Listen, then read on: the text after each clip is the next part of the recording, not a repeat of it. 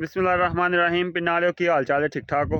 इन्होंने मेरी कनक है तकरीबन 90 दिन की हो चुकी है, 90 तो 100 दिन की हो चुकी है। तो इनू अज मैं स्प्रे करना लगा। पहला कनक दिखाना तुहानू मैं। है जी कनक है, दिलकश वैरायटी है, तकरीबन 100 दिन की हो रही है। हूँ सिट्टा कढ़ रही है नसाड़े ते बेहतरीन है इस टाइम माशाल्लाह सारी कनक ही। इनू अज मैं स्प्रे करी करन लगा।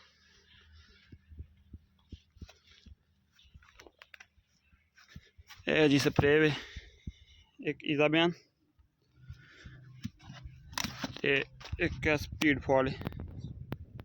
रला के 2 एकड़ 3 छला स्प्रे करने ये बेहतरीन की ग्रोथ हो जाएगी। इसका सिट्टे का साइज इंक्रीज हो जाएगा तो दाना मोटा तो वजनी हो जाएगा। इस तरह दियाँ और ज़रात के मतलब मालूमाती वीडियो लैन लई तुसीं मैनूं फॉलो कर लो। तो वीडियो चंगी लगे लाइक करो, कमेंट करो। बाकी मिलते हैं अगली वीडियो। अल्लाह हाफिज़।